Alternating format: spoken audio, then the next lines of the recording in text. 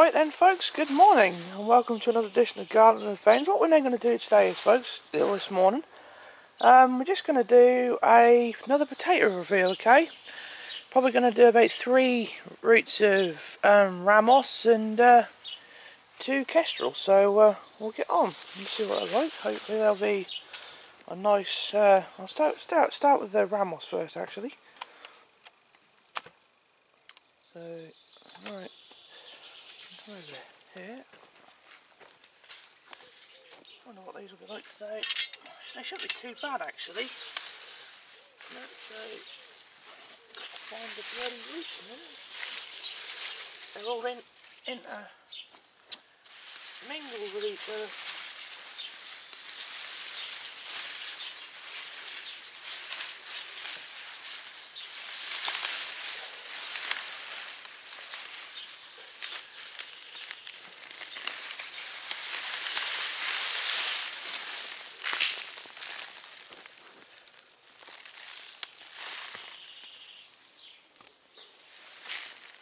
You can look there, see the compost and all that in there. There should be there's some bits of paper mulch and all that. So, I mean, these are grown really well in the compost, being it was a different sort of compost this year. So it's Weston's multi-purpose. So, but that's not too bad. That's really good. That so these are planted. I can't think what these are planted now, but I know these had some plastic on to help get them up. So,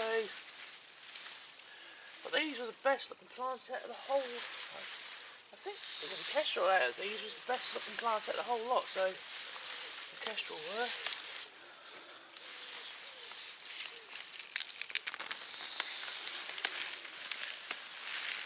I mean, would you look at that? I mean, come on. I mean, look. That's just fantastic, really. You know.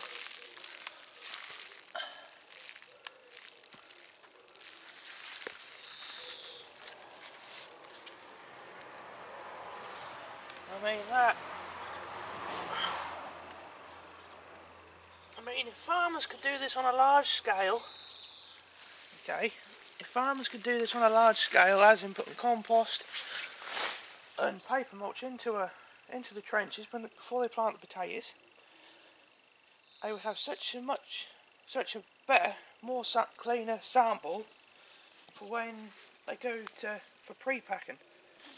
And if they added sulphur as well, it'd help reduce the scab, which it's proven to be a lot lower this year compared to what it is previous years.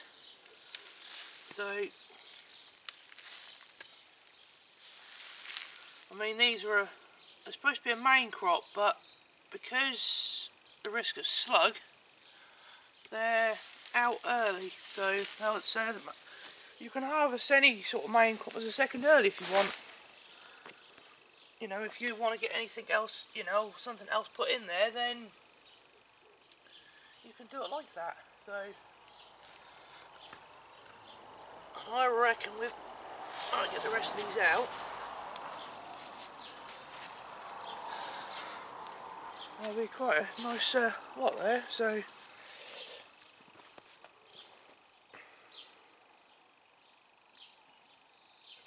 just so you can see.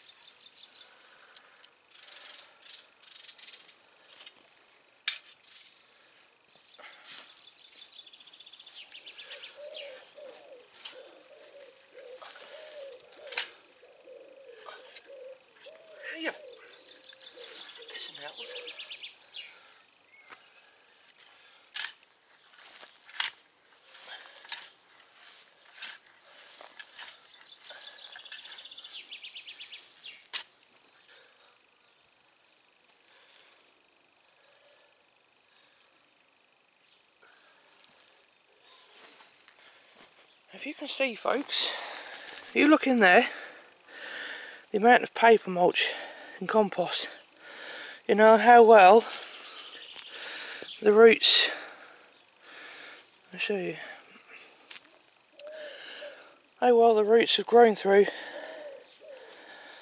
You know, I mean, that's Ramos for you. So I mean, you got, I mean, stuff like that. I mean, you know, I know I've only just dug 3 roots up, but we'll now do 3 of the Kestrel.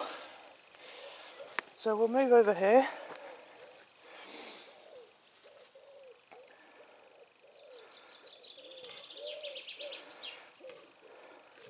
Just put the other legs up, folks. Make it a bit taller. Got some red beet to plant today, so I marked it all yesterday and prepared it over there. I'll just show you.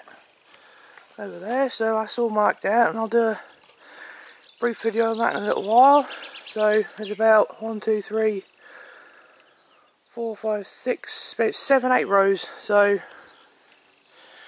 alright, so we'll take some Kestrel up now. Alright, so, right, let's make sure you can see.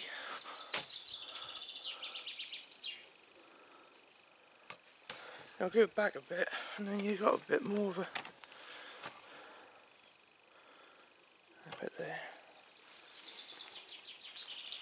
I think these were planted March time, I think, I'm not too sure. So, oh, again, I can't remember now.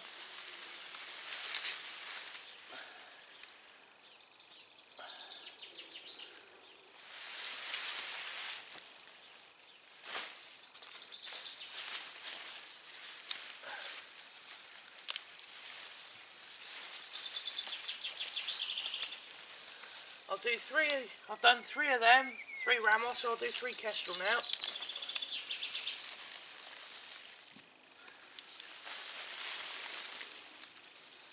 I mean, you can see the compost in there, perfect. That's just what we need really, because compost, all the organic matter, helps break the soil down. I mean, the soil over here, by adding that and the wood shavings, and the shed which we had the chickens in, they've broke down now, so I mean it's lovely soil, and it's surprising when you, after you've done something like this, how well compost, you know, what it does for the previous crop. You know, I'll probably do 4 actually, but as I was just saying, it's surprising what the compost does afterwards for the previous crop. You know,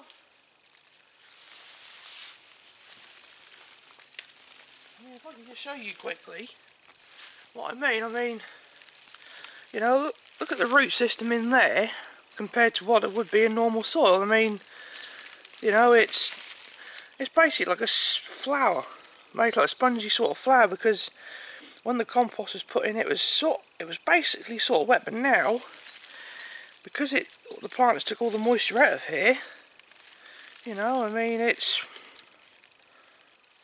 you know, so that'll do real good. I'll get these out. Let's see what we got. I know they probably won't be as big as those because, you know, they're, you know.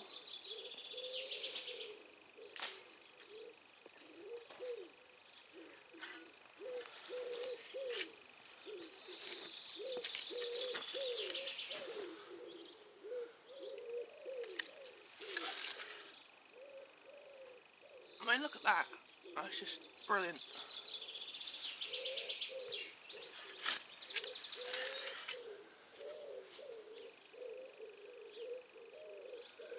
Kestrel are one of the most, if anyone grows it or wants to know any second early, it's bloody fantastic. Kestrel is the one.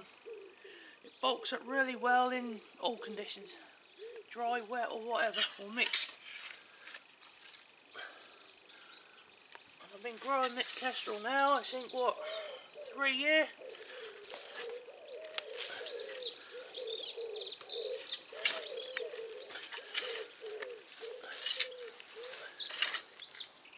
An exhibition style potato. So I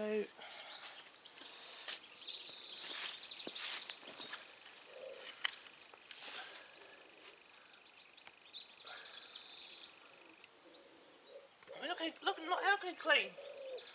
You know, these are growing in the ground.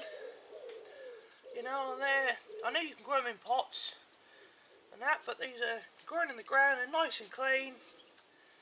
You know, and they've still got plenty of room to bulk up compared to where if you put them in a 35 litre tub, they've only got a limited amount of access to grow.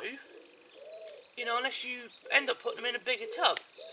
But they're best off in the ground because then all the roots can still get the full potential of getting all the nutrients, you know, and producing a fantastic crop. I mean, if you put them in tubs and just use compost, it does take a bit of work because you've got to constantly water, whereas if you put them in the ground, they can go down deeper and get the, you know, get the water and the nutrients.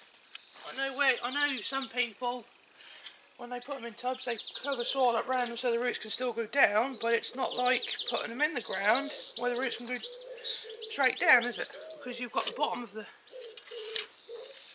you know, you've got the bottom of the tub, you know, and that ain't as good as what that would be if that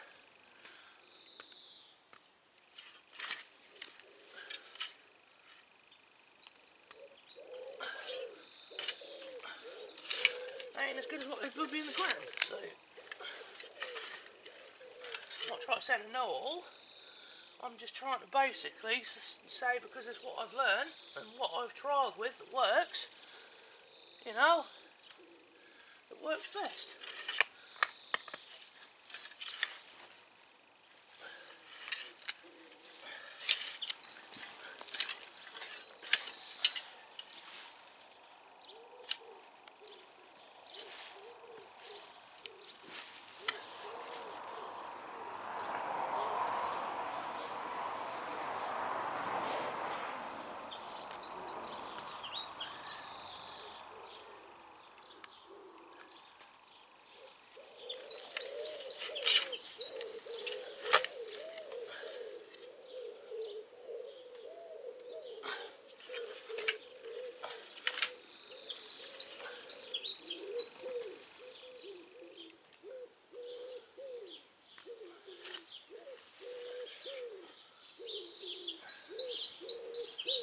There's a few little ones, but you can't help it.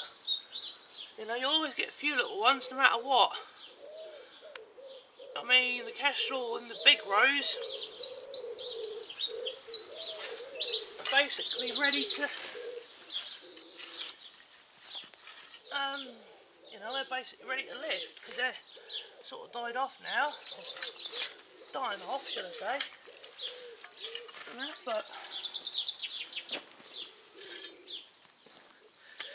right, so as you can see down there, okay, your Kestrel and Ramos. Now, I mean, Ramos, that is a second or a main crop, mainly for general wear and frying, but if you want, you know, two big crop and second earlies and you like long oval potatoes, I recommend Ramos and Kestrel. I mean, the size of that, and then you look at the size of, you know, I mean perfect, basically.